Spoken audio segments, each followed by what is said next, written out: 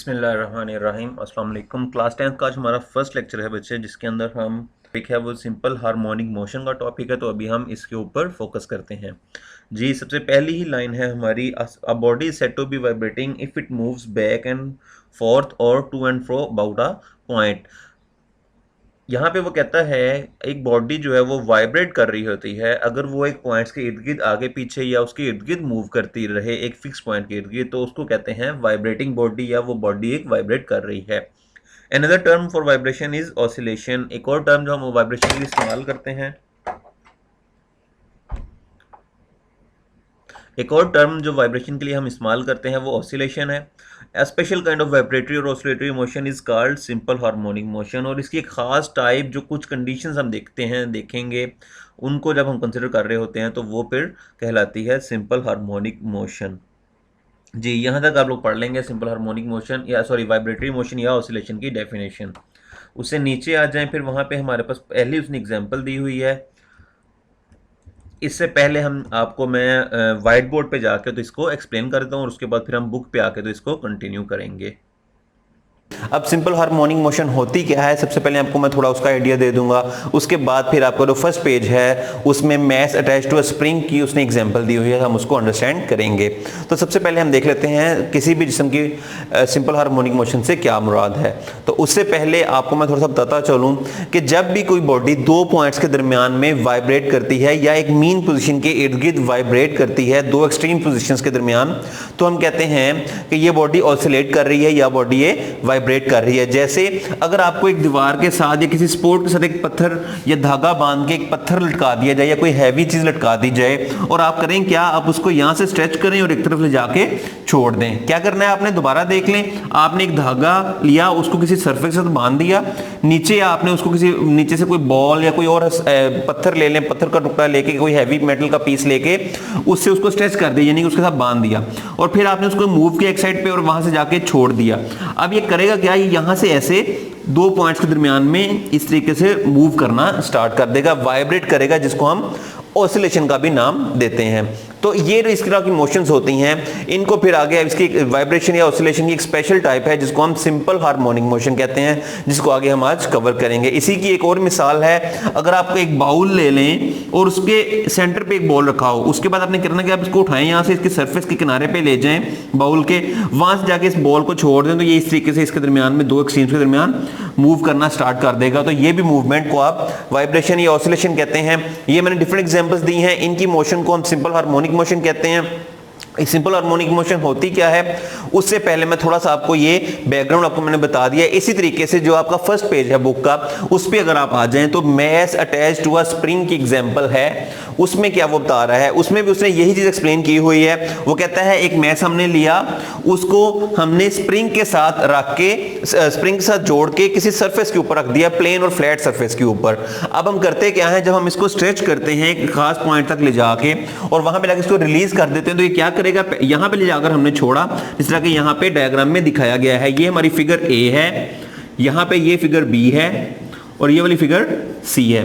तो वो कहता है जब मैंने एक्सट्रीम पे ले जाके छोड़ा तो ये वापस मूव करना स्टार्ट करेगा, किस तरफ को, मीन पोजीशन की तरफ को, और उसके बाद ये मीन पोजीशन पे पहुंच के रुकेगा नहीं, बल्कि ये दूसरी तरफ क्रॉस कर जाएगा और दूसरी एक्सट्रीम पे चला जाएगा और फिर वहां से वापस ये आएगा और इस तरीके से ये दो पॉइंट्स के दरमियान में ऐसे ऑसिलेट करना या वाइब्रेट करता रहेगा, ऑसिलेशन करता रहेगा जी। तो अब हमने देखा कि अब अगर आप गौर करें, दो तीन मैंने एग्जांपल्स दी हैं, तो तीनों में सेम ऑलमोस्ट केस डिस्कस हो रहा है। यानी क्या हुआ, हमने उसको सेंटर पोजीशन से मूव करवाया एक्सट्रीम पोजीशन पे, सेंटर पोजीशन से मूव करवाया एक्सट्रीम पोजीशन पे, और उसके बाद जब हम उसको मूव किया या उसको रिलीज किया तो वापस वो पहले सेंटर पोजीशन की तरफ आएगा, इस तरह यहां से जाके यहां पे वापस आएगा, यहां से यहां पे वापस आएगा, और उसके बाद वहां पे रुकेगा नहीं बल्कि वो दूसरी एक्सट्रीम पे चला जाएगा।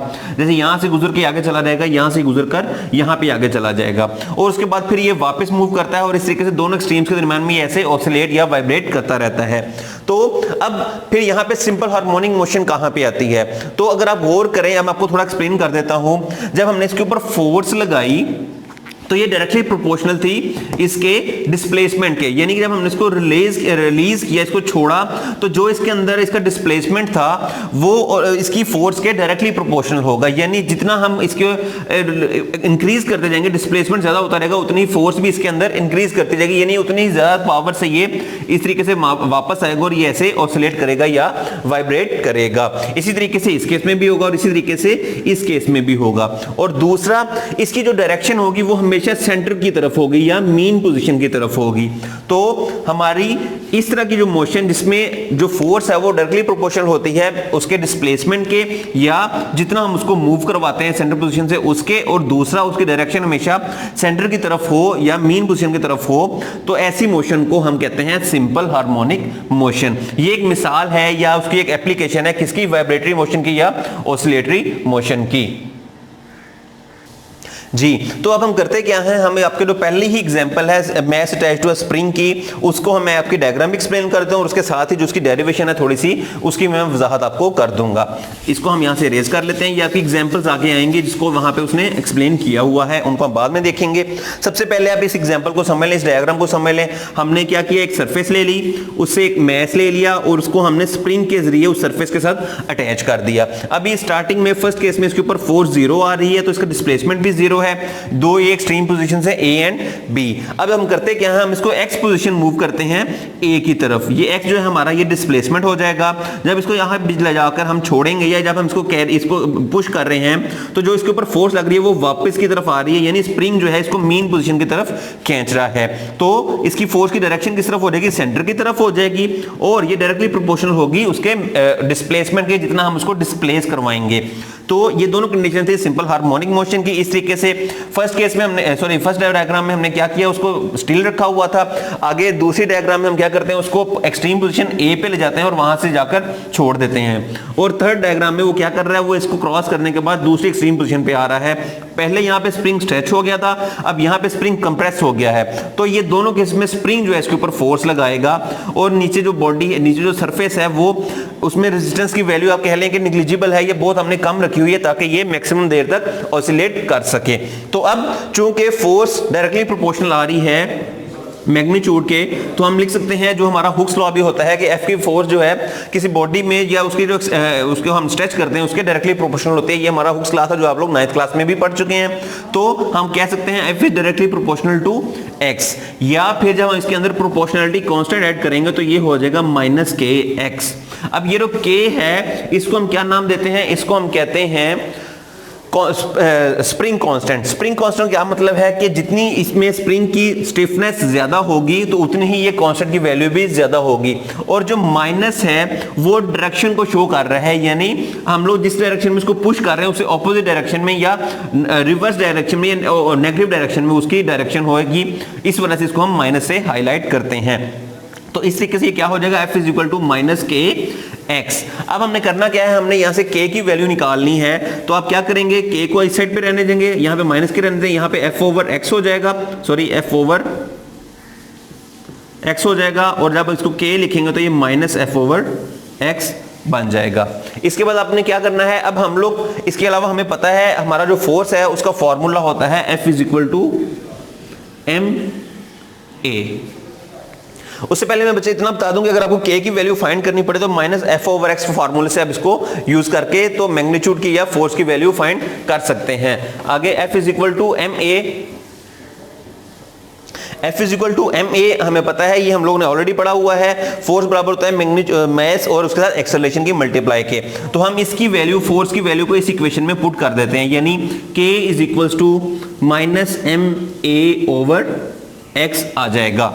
अब आपने करना क्या है, अब यहां पे हम देख सकते हैं कि हमारे पास जो मास है बॉडी का वो भी कांस्टेंट है। उसके अलावा जी, तो यहां से क्या बन जाएगा, जब हमने इसकी वैल्यू f की वैल्यू यहां पर पुट कर दी इस इक्वेशन में तो k is equal to -ma over x आ जाएगा। अब हम क्या करते हैं, यहां से a की वैल्यू निकाल लेते हैं। मींस अगर हमने a की वैल्यू फाइंड करनी हो, या ऐसा करें आप a को हम इसी साइड पे रहने देते हैं के मल्टीप्लाई होगा x के साथ, यहां पे माइनस भी आ जाएगा और m जो है वो यहां पर आकर डिवाइड हो जाएगा। हमने क्या किया, यहां से m की वैल्यू को नीचे ले आए, x इधर आके मल्टीप्लाई हो गया और माइनस इधर से, दोनों साइड में माइनस से मल्टीप्लाई करने से minus K x over m बन जाएगा। अब बच्चे आप क्या कर सकते हैं, यहां पे अगर आप गौर करें तो इसमें a को मैं ऐसे भी लिख सकता हूं minus K x over m। इसमें से दो वैल्यूज, जो स्प्रिंग कांस्टेंट है k स्प्रिंग के लिए उसकी वैल्यू भी कांस्टेंट रहेगी यानी सेम रहेगी, और m जो मैस है वो भी सेम रहेगा। तो अगर हम इसको ओमिट कर दे तो हम लिख सकते हैं a is directly proportional to minus X, यानी ये प्रोपोर्शनल है x के उसके डिस्प्लेसमेंट के, लेकिन इसके डायरेक्शन जो है वो ऑपोजिट होगी डिस्प्लेसमेंट के। यानी अगर हमारा जो इस तरफ को हम इसको डिस्प्लेस कर रहे हैं तो इसकी डायरेक्शन की एक्सेलरेशन की होगी इस तरफ को, यानी हमने इसको मैच को जब इस तरह खींचा मूव करवाया तो ये ए की तरफ जा रहा है, इसको हम डिस्प्लेस कर रहे हैं इस साइड पे, लेकिन एक्सेलरेशन की डायरेक्शन किस तरफ है, वापस या ऑपोजिट डायरेक्शन में है, सेंटर की तरफ है। इसी तरीके से यहां से ये वापस गुजर के इस तरफ जाता है, इस तरफ को डिस्प्लेस होता है, अगेन एक्सेलरेशन की डायरेक्शन किस तरफ होगी, ऑपोजिट डायरेक्शन में। इसी वजह से हम कहते हैं a is directly proportional to minus x. अब बच्चे हम चलते हैं बुक पे और बुक से आपके एक दफा लेक्चर को स्टडी कर लेते हैं। जी बच्चे, आपको मैंने व्हाइट बोर्ड पे थोड़ा एक्सप्लेन कर दिया कि किस तरीके से किस तरह की मोशन को हम सिंपल हार्मोनिक मोशंस कहते हैं, वाइब्रेटरी मोशन क्या होते हैं, ये सारों को हमने देखा। अब अगर आप बुक पे आप पढ़ना शुरू करें तो आपके लिए काफ़ी इजी हो जाएगा इस पूरे टॉपिक को समझना, इसको अंडरस्टैंड करना, और फिर इसको आपने मैक्सिमम इस पर ग्रिप करनी है। वो कहता है one of the simplest type of oscillatory motion is that of horizontal mass spring system. जिस तरह के डायग्राम में दिखाया गया है तो ये उसकी सिंपलेस्ट टाइप है जिसको हम मैस स्प्रिंग सिस्टम ये है हमारा, जिसमें मैस और स्प्रिंग को यूज़ कर रहे हैं, और ये ऑसिलेटरी मोशन या इसकी आगे टाइप होगी। ये चूंकि ऑसिलेटरी मोशन है और इसी की मोशन को हम सिंपल हार्मोनिक मोशन भी कहेंगे या प्रूव करेंगे। वो कहता है if the spring is stretched or compressed to a small displacement x from its mean position, it exerts a force F on the mass. According to Hooke's law, the force is directly proportional to change in length of the spring. वो कहता है कि अगर हम इसके ऊपर जो force लगाई गई है, जब इसके ऊपर फोर्स लगाते हैं तो ये डिस्प्लेस हो जाता है, ये मीन पोजीशन से हट जाता है, और ये जो इसका मीन पोजीशन से कितना फासला करेगा ये डायरेक्टली प्रोपोर्शनल होगा उसके ऊपर जितनी फोर्स लगाई जाएगी। तो इसी चीज़ को हमने हुक्स लॉ भी आप लोग 9th क्लास में मैंने पहले भी एक्सप्लेन किया, पढ़ चुके हैं। तो वो यहाँ पे लिखता है F is equal to minus K X, ये भी मैंने आपको बताया था, where x is the displacement of mass from its mean position O and k is the constant called spring constant defined as k is equal to minus F over X. The value of k is measure of stiffness of the spring. अब यहाँ पे जो spring constant है मैंने पहले भी आपको बताया था कि ये क्या होता है, ये स्प्रिंग कांस्टेंट जो हम लोग k का नाम हमने दिया है, यहाँ पे हमने इक्वेशन में जो प्रोपोर्शनलिटी साइन खत्म किया है तो उसकी जगह पे हम k का सिंबल यूज कर रहे हैं। इसका हमें फ़ायदा इसको हम किस तरीके से कैलकुलेट कर सकते हैं कि इसकी वैल्यू इंक्रीज करती है जैसे जैसे आपका मैस जो है स्प्रिंग जो है वो स्टिफ होता जाए, जितना वो हार्ड होता जाए, सख्त होता जाए, और अगर स्प्रिंग सॉफ्ट होगा तो उतनी ही वैल्यू इसकी कम होगी। आगे ये सारी डेरिवेशन है जो हम ऑलरेडी कर चुके हुए हैं। यहाँ पे उसने साइन थोड़ा सा a is equal to minus A directly proportional to minus X का साइन उसने थोड़ा स्किप कर दिया है, वो आप ध्यान से लगा लीजिएगा। अब इसका मतलब क्या, it means the acceleration of a mass attached to a spring is directly proportional to its displacement from the mean position, hence the horizontal motion of the spring system is an example of simple harmonic motion. वो क्या कह रहा है, वो कहता है कि चूंकि ये एक्सेलरेशन जो है वो डायरेक्टली प्रोपोर्शनल है डिस्प्लेसमेंट के, और इसकी डायरेक्शन जो है जो माइनस का साइन हमने पहले भी देखा था वो इसको डायरेक्ट कर रहा है, शो करवा रहा है मीन पोजीशन की तरफ, तो इसकी जो मूवमेंट होगी वो सिंपल हार्मोनिक मोशन हो जाएगी।